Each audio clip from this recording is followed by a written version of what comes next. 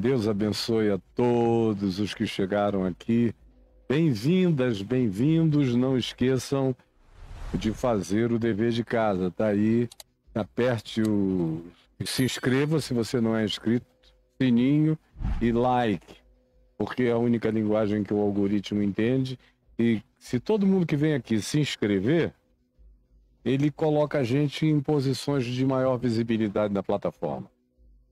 Tem muita gente que vem aqui há anos e anos e anos e nunca se inscreveu. Não faça isso, clique, porque é uma das maneiras que você tem de contribuir conosco e de fazer isso que a gente realiza aqui todo dia com todo amor, com toda pureza, com toda simplicidade, com toda despretensão, sem nenhuma arrogância, a não ser a de nos entregarmos quebrantadamente. A minha arrogância é a arrogância de saber que eu não tenho nada pelo que me arrogar. Eu só tenho aquilo pelo que rogar. E eu não arrogo, eu rogo a graça do nosso Deus que venha sobre nós e nos dê sabedoria simples, como aquela que Jesus usou todos os dias para ensinar esse evangelho da graça de Deus. É a unção de Jesus, a fé de Jesus, a pedagogia de Jesus, a simplicidade de Jesus e a compreensão do lugar a partir do qual Jesus falava nas suas múltiplas e infindas relações com os seres humanos, conforme a narrativa do Evangelho, e a aplicação do que ele continua fazendo no dia de hoje, no coração de milhões de pessoas pela face da terra. E o maravilhoso é que quando essa palavra chega, ela vira a gente do avesso. Ela muda tudo, ela entra nas entranhas, puxa ao contrário, transforma, quebranta, metamorfoseia o ser da gente, nos apresenta a vida libertos, voando borboleteantemente, cheios de gratidão, fazendo a migração desse tempo até a gente chegar à nossa morada final. É o que eu peço que o Evangelho produza no seu coração no dia de hoje. E a gente dá prosseguimento a Mateus 25, do verso 31 ao verso 46, relembrando apenas que Jesus pregou a mensagem do fim dos tempos, o pequeno Apocalipse, e o fez seguir-se de várias parábolas. É a parábola da figueira, que pede, demanda vigilância absoluta, porque ninguém sabe o dia, a hora, o mês, quando acontecerá. Ninguém. Ele apenas diz que essa geração final, que vir toda a convergência de todo o somatório, de toda a fenomenologia, com todos os fatores e vetores convergentes, muito provavelmente seja uma geração que não passará sem que veja tudo se consumar. Agora, quanto àquela hora, aquele dia, aquele tempo, aquela época, qualquer outra definição, ele disse: vocês não terão.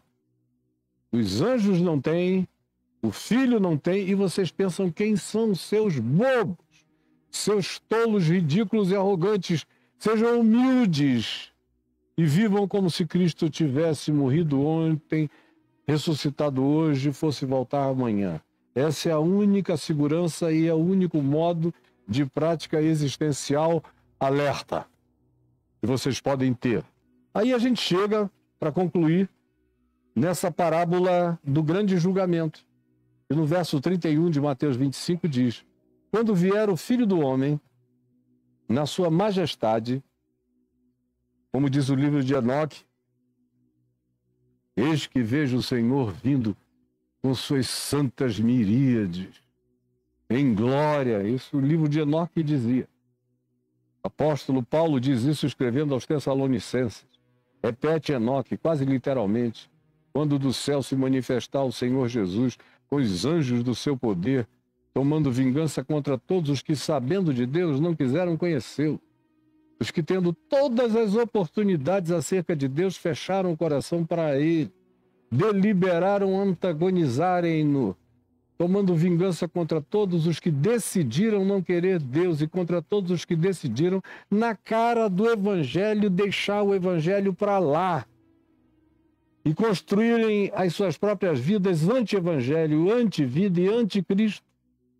Quando ele vier assim com os anjos do seu poder, para esse dia e para essa hora, esses sofrerão penalidade de eterna destruição, banidos da face do Senhor e da glória do seu poder.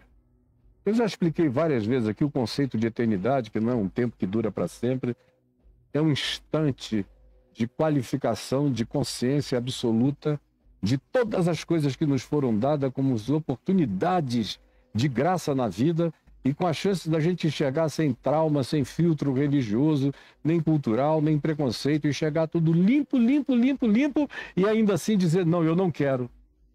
Eu não amo essa coisa de amor, eu odeio perdão, eu odeio graça, eu odeio misericórdia, eu odeio bondade, eu odeio justiça, eu odeio essas propostas de Jesus, que para mim é o babaca cósmico maior, eu odeio.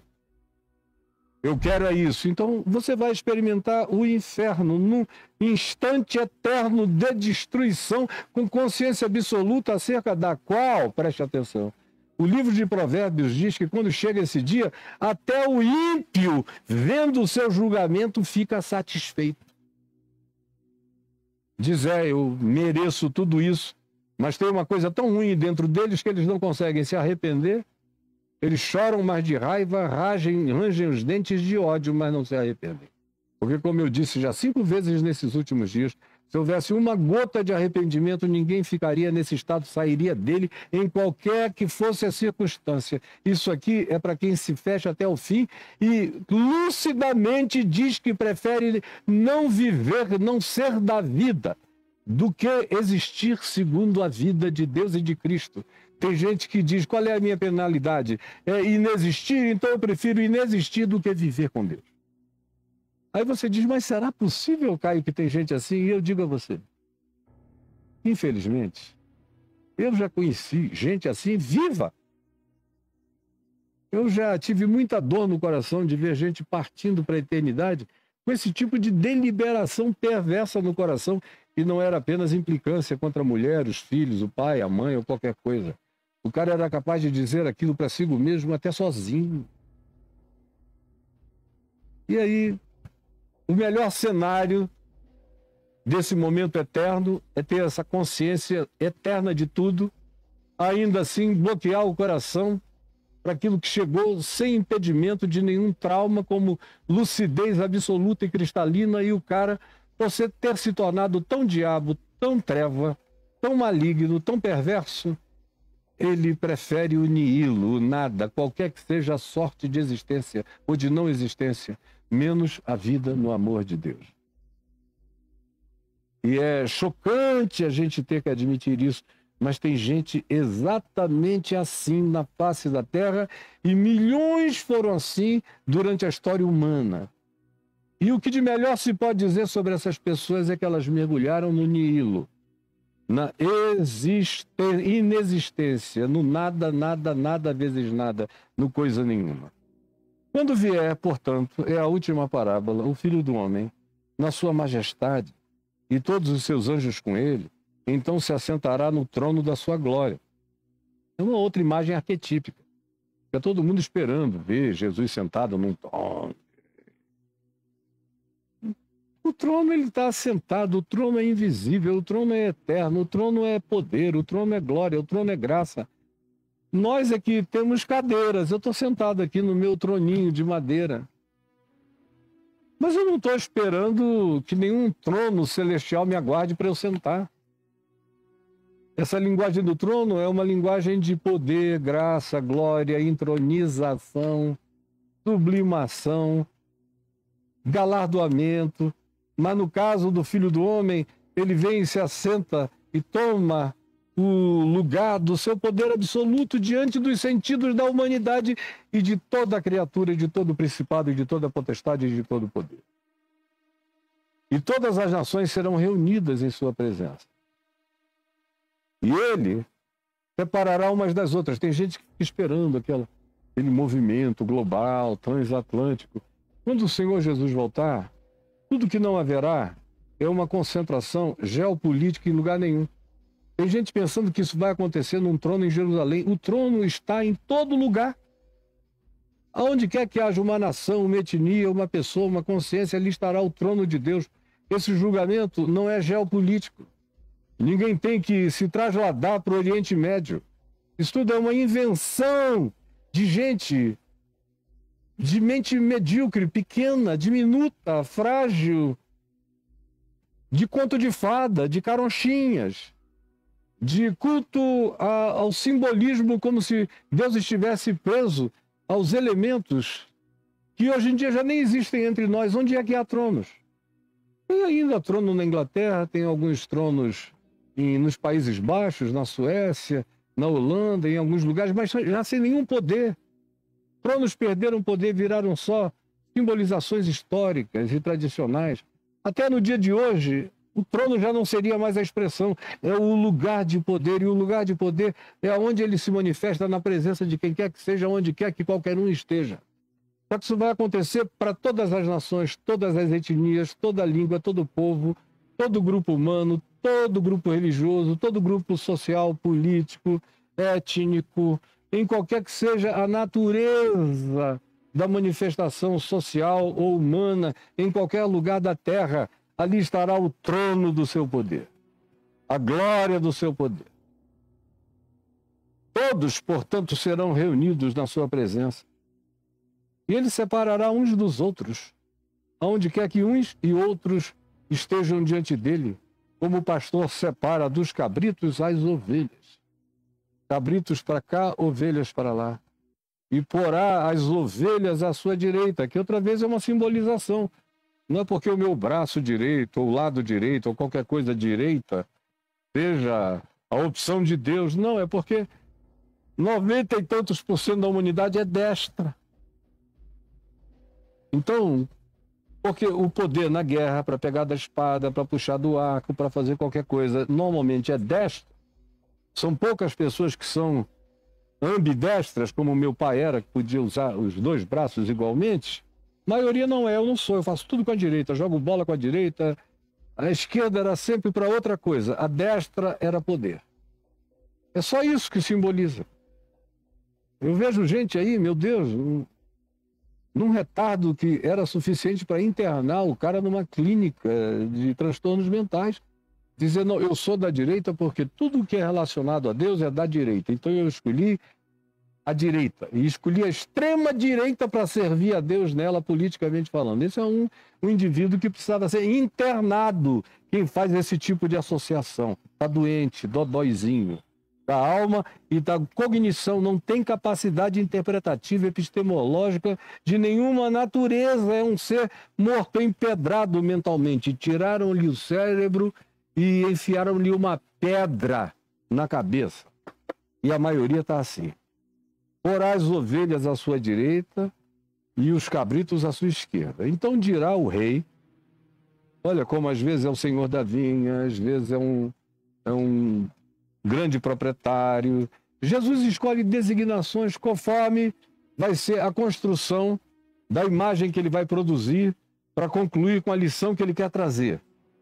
Aí então ele diz aqui, após isso tudo, então dirá o rei aos que estiverem à sua direita, as ovelhas. É uma linguagem aqui do Evangelho, ovelhas. Eu sou o bom pastor, vós sois as minhas ovelhas. É só isso. É uma linguagem. Ele poderia dizer joio de um lado e trigo do outro. Ele poderia dizer peixes bons de um lado, peixes maus do outro, que é uma linguagem que ele também usa. Ele poderia dizer filhos da luz de um lado, filhos das trevas de um outro. Ele poderia dizer filhos do amor de um lado, filhos do ódio, da omissão e da indiferença do outro. Tudo a mesma coisa.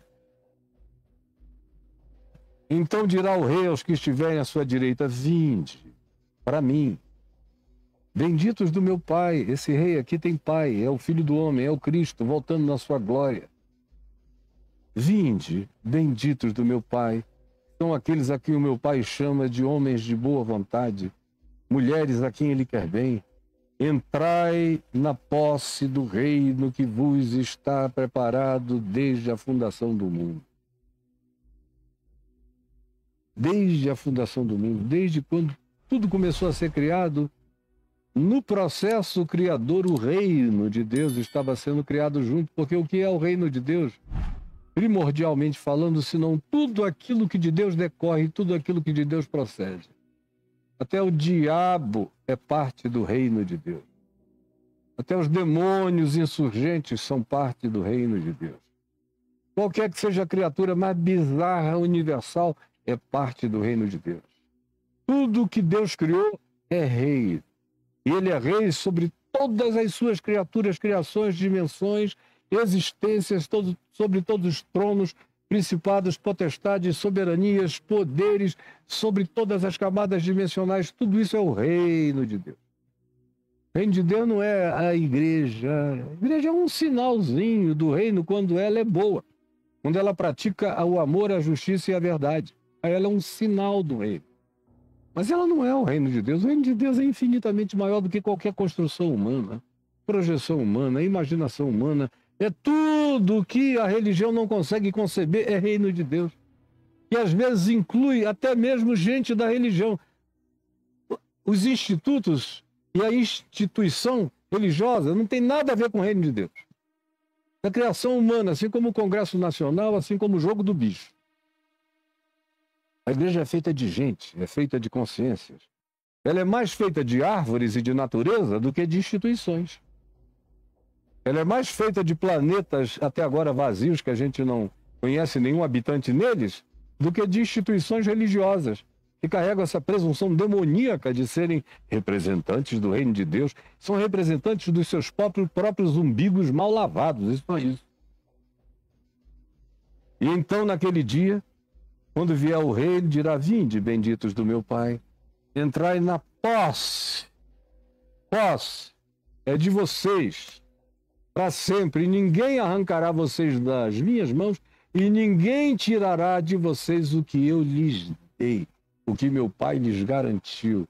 Tomai posse do reino que vos está preparado desde a fundação do mundo. Aí você fica querendo saber as razões. O que esse pessoal fez? Crentes de igreja, me assistindo aqui, eles vão dizer: eu sei o que eles fizeram.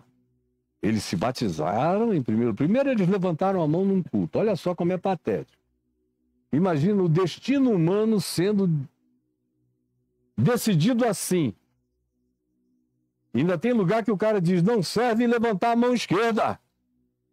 São tão patéticos, tão amébicos, tão verminosamente destituídos de compreensão, que eles dizem: não vale levantar a mão esquerda, levanta a sua mão direita.